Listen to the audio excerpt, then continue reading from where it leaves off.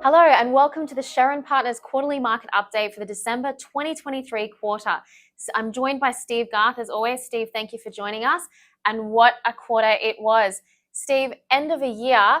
Last year, everybody had these grand predictions about what the 12 months had in store for us, but tell us about what eventuated.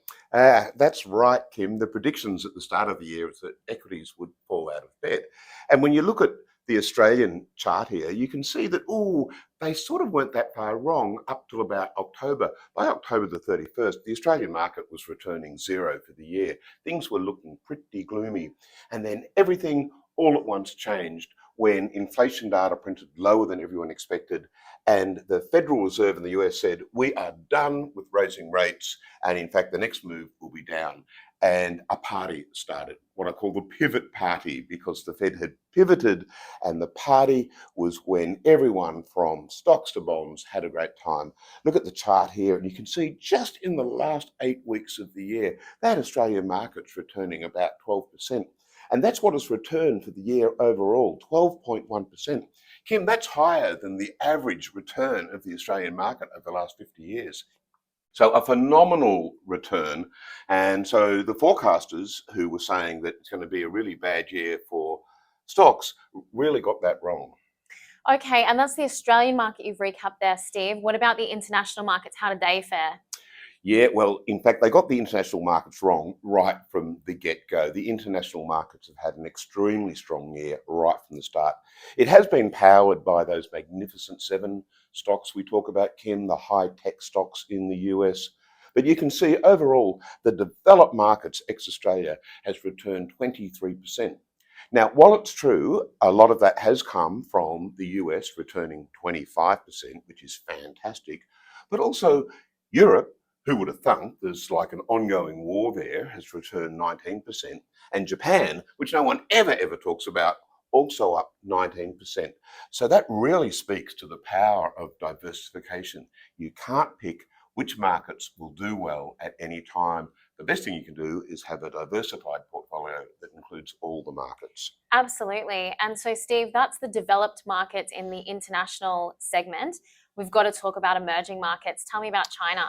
Yeah, so China is the biggest part of the emerging markets. The emerging markets by themselves, ex-China, would have also had a cracking year, but they haven't because China just hasn't fired. So another one of those predictions at the start of last year, Kim, was that China, it's coming out of the COVID lockdowns.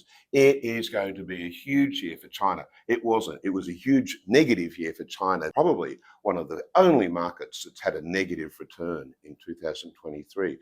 And that's pulled down the emerging markets. Still a good return overall, but China's certainly pulled that down. Okay, and changing tack, Steve, anyone who's been watching our updates for the last little while knows that we have to talk about bonds. Poor old bonds have been struggling. Surely we've got some good news there. We've finally got some good news. Now, again, one of the great predictions was that bonds would have a cracking year. That didn't really hold out until the last quarter. If you look at the chart here, you can see things were going pretty badly up until the end of September, where yields kept going up as inflation kept coming higher and higher.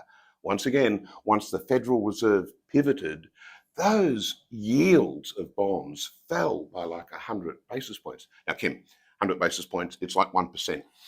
In the bond world, that is huge. And you can see that the return in the last quarter is over 5% for both an Australian bond fund and a global bond fund. So in fact, the returns overall for bonds is higher than what you would have got at a term deposit had you bought at this time last year. So bonds are finally coming back and making up some of that lost ground from 2022. Some real fantastic news there, Steve. And as always, we finish with a reminder of the importance of discipline and diversification. The predictions that we had for last year, as we can see, you can't rely upon those. So having a well-balanced and diversified portfolio is really the only sensible way to make sure that we can handle whatever the future has to have in store for us. Steve, hopefully we have a rest of the year similar to what we just got to enjoy for the last quarter. Wouldn't that be great? Thank you for joining me as always, and I'll look forward to next quarter. Thank you, Kim.